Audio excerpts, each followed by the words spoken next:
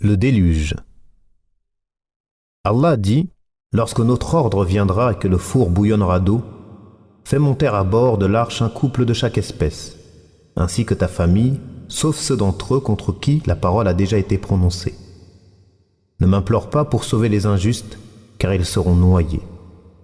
Allah lui révéla que lorsque son ordre suprême arrivera et que le châtiment surviendra, il devra faire embarquer sur l'arche un couple de chaque animal et emporter tout être doué d'une âme ainsi que des aliments pour assurer leur pérennité, de même que ceux de sa famille qui ont cru en lui, sauf ceux d'entre eux contre qui la parole a déjà été prononcée, c'est-à-dire ceux qui ont été mécréants, qui seront fatalement touchés par le châtiment qui ne peut être repoussé et dont les a menacés celui qui réalise ce qu'il veut.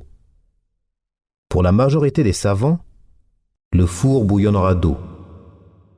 Farat Tanour désigne la surface de la terre, c'est-à-dire que l'eau a jailli de tous les côtés de la terre, même des fours qui sont les lieux où réside le feu. Allah dit, « Puis lorsque notre commandement vint et que le four se mit à bouillonner d'eau, nous dîmes, « Charge dans l'arche un couple de chaque espèce et ta famille, sauf ceux contre qui le décret a déjà été prononcé, ainsi que ceux qui croient, et ceux qui avaient cru avec lui étaient peu nombreux. » C'est là l'ordre adressé à Nuh de faire monter dans l'arche un couple de chaque espèce dès que le châtiment débutera, sauf ceux contre qui le décret a déjà été prononcé, c'est-à-dire ceux sur qui s'abattra le châtiment de ceux qui ont mécru, parmi lesquels se trouvait son fils, comme cela va être exposé plus tard, ainsi que ceux qui croient, c'est-à-dire faire embarquer ceux qui ont cru en toi dans ta communauté. Et ceux qui avaient cru avec lui étaient peu nombreux. Et ce malgré la longue période de temps pendant laquelle il est resté parmi eux, et son appel insistant nuit et jour, par toutes sortes de moyens, en les avertissant et en les encourageant. Les savants ont divergé concernant le nombre de ceux qui étaient avec lui dans l'arche. Allah dit, « Lorsque tu seras installé dans l'arche, toi et ceux qui t'accompagnent, dis, louange à Allah qui nous a sauvés de ce peuple injuste, et dis, Seigneur, fais-moi débarquer en un lieu béni. Tu es celui qui procure le meilleur débarquement. » Allah lui a ordonné de louer son Seigneur pour lui avoir soumis l'arche par laquelle il l'a sauvé et éloigné de son peuple, et lui a donné satisfaction contre ceux qui l'avaient rejeté et contredit. Allah dit, « Celui qui a créé les couples dans leur totalité et a fait pour vous des vaisseaux et des bestiaux, des montures, afin que vous vous installiez sur leur dos, et qu'ensuite, après vous y être installés, vous vous rappeliez le bienfait de votre Seigneur et que vous disiez, « Gloire à celui qui nous a soumis tout cela, alors que nous n'étions pas capables de les dominer. C'est vers notre Seigneur que nous retournerons. » C'est ainsi qu'il faut invoquer au début de chaque chose, en demandant qu'elle soit bonne et bénie, et que sa fin soit louable, comme Allah dit à son prophète lorsqu'il émigra, et dit, « Ô Seigneur, fais que j'entre en un endroit où règne la vérité, et que je sorte d'un endroit où règne la vérité, et accorde-moi de ta part un pouvoir bénéficiant de ton secours. » Nuh respecta cette recommandation en disant, il dit, « Embarquez, que sa course et son point d'ancrage soient au nom d'Allah. Certes, mon Seigneur est pardonneur et miséricordieux. » C'est-à-dire, débuter et terminer ce voyage par le nom d'Allah, car mon Seigneur est pardonneur et miséricordieux. Mais son châtiment est dur et ne peut être repoussé des injustes qui ont mécru et adoré autre que lui. Allah dit, « Et elle vogua en les emportant au milieu de vagues aussi hautes que des montagnes. » C'est-à-dire qu'Allah a fait descendre une pluie telle que la terre n'en a jamais connue et qu'elle n'en connaîtra plus. Il ordonna aussi à la terre de faire jaillir l'eau de tous côtés. Il invoqua alors son Seigneur en disant, « Je suis vaincu, aide-moi. » Nous ouvrîmes alors les portes du ciel à une eau torrentielle et fîmes jaillir de la terre des sources. Les eaux se rencontrèrent d'après l'ordre qu'Allah avait déjà prescrit. Et nous le portâmes sur une arche faite de planches et de clous, voguant sous nos yeux, comme récompense pour celui qui a été renié, Nuh.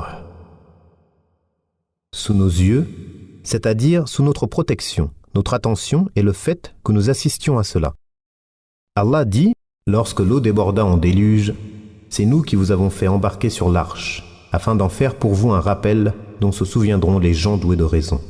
Certains exégètes ont dit que les eaux s'élevèrent de 15 coudées au-dessus de la plus haute montagne, et c'est aussi ce que disent les gens du livre.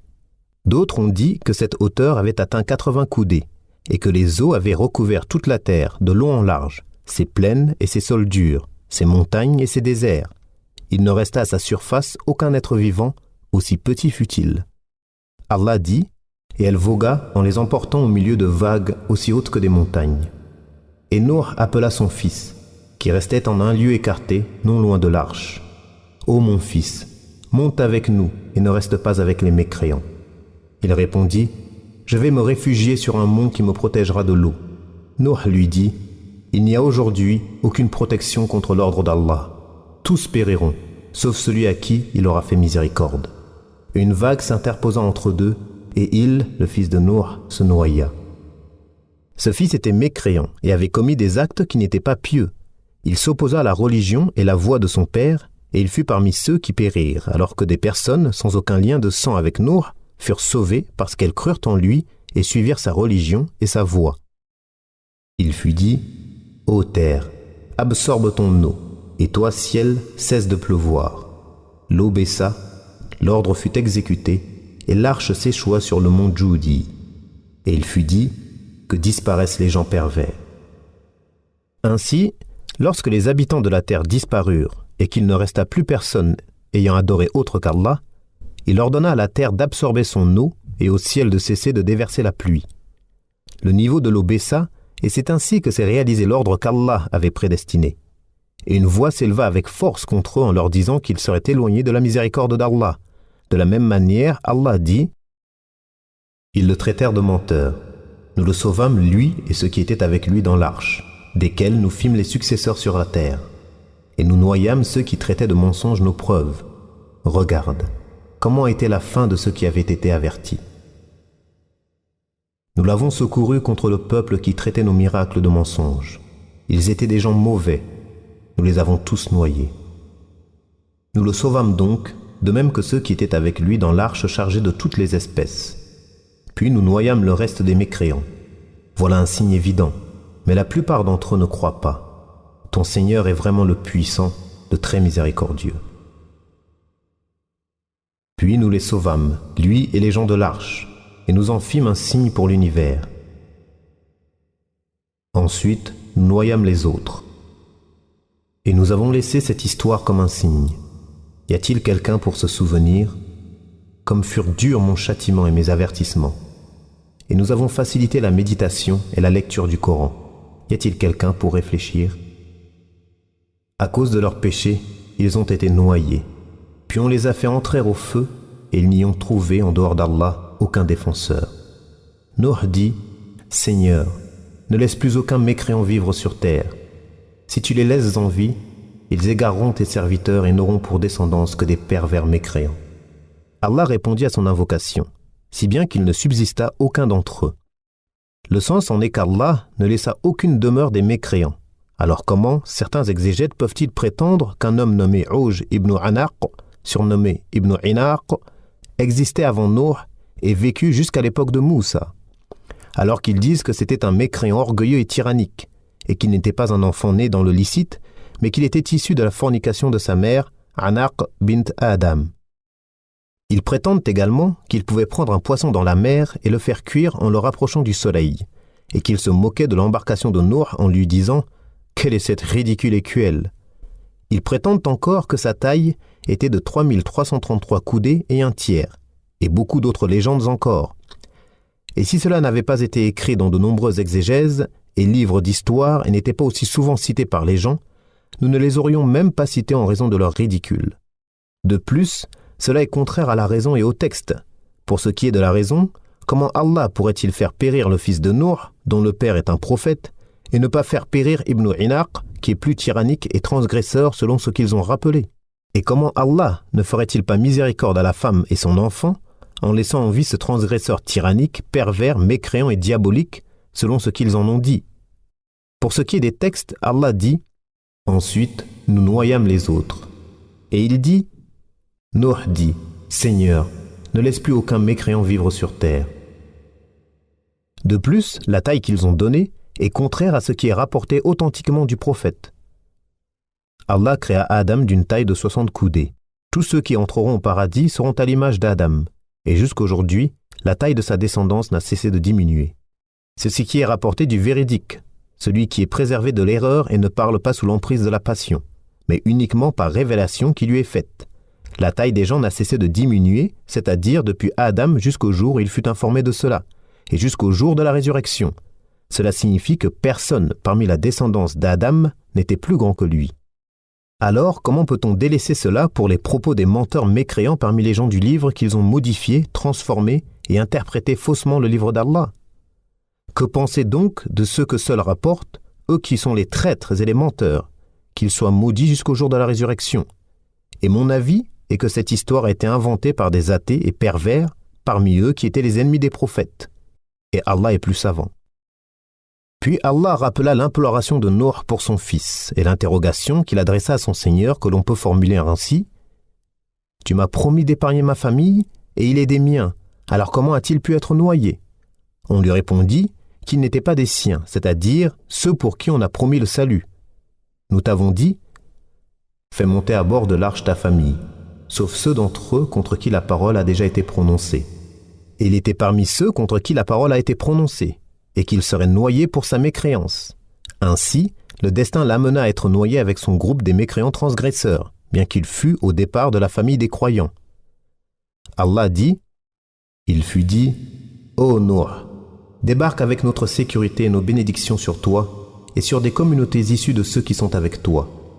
Et à d'autres communautés, nous accorderons une jouissance temporaire, puis un châtiment douloureux venant de nous les touchera. » C'est l'ordre qu'on donna à Nuh lorsque l'eau disparut et qu'il fut possible de fouler la terre et de s'y installer. On lui commanda de débarquer de l'arche après qu'elle ait transporté dans ce voyage étonnant qui vit l'eau dépasser les hauteurs du mont Djoudi, qui est une montagne connue dans la péninsule arabique. Il débarqua avec sécurité et bénédiction, pour lui et les générations qui allaient lui succéder, car il fut le seul parmi les survivants à avoir une descendance. Et nous fîmes de sa descendance les seuls survivants. Donc tous les hommes présents sur terre sont les descendants des 3 enfants de Nuh, Sam, Ham et Yafith. Réponse à ceux qui nient le déluge. Certains ignorants de Perse et d'Inde ont nié l'existence du déluge, alors qu'une partie d'entre eux y a cru, mais en disant « C'est arrivé à Babylone et n'est pas parvenu jusqu'à nous, et nous ne cessons d'hériter de nos ancêtres depuis Adam. » D'autres athées parmi les adorateurs du feu et des démons ont également tenu ces propos, mais ce n'est qu'un sophisme, une mécréance effroyable, une ignorance claire, de l'orgueil face aux vestiges et un reniement du Seigneur des cieux et de la terre. Toutes les religions qui ont suivi un prophète envoyé par le tout miséricordieux sont unanimes sur la réalité de l'existence du déluge et sur le fait qu'il recouvrit toute la surface de la terre. Allah ne laissa aucun mécréant, en réponse à l'invocation de son prophète assisté et préservé, et afin de réaliser ce qui avait déjà été prédestiné. La personne de Nuh. Allah dit: « Celui-ci était vraiment un serviteur très reconnaissant. » On rapporte qu'il louait sans cesse Allah pour tous les bienfaits qu'Allah lui a accordés comme nourriture, boisson, habits et toutes choses. Anas ibn Malik rapporte que le messager d'Allah a dit: « Allah est satisfait du serviteur lorsqu'il le loue pour chaque bouchée et chaque gorgée. » Et celui qui est très reconnaissant, Ash-Shakur, est celui qui accomplit toutes les obligations du cœur, de la langue et des membres. La reconnaissance s'exprime dans toutes ces choses, comme le dit le poète: « Vous avez goûté de ma générosité en 3 choses, ma main, ma langue et mon cœur caché dans ma poitrine. » Les recommandations de Nuh à son fils.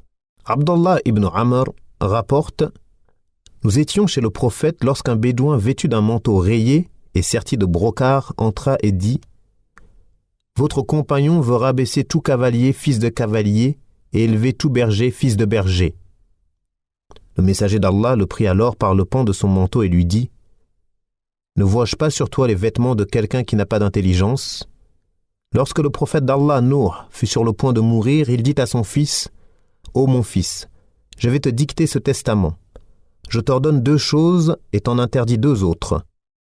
Je t'ordonne de témoigner qu'il n'y a de divinité digne d'adoration qu'Allah, car si on mettait les 7 cieux et les 7 terres sur le plateau d'une balance, et l'attestation qu'il n'y a de divinité digne d'adoration qu'Allah sur l'autre, la balance pencherait du côté du plateau de cette dernière.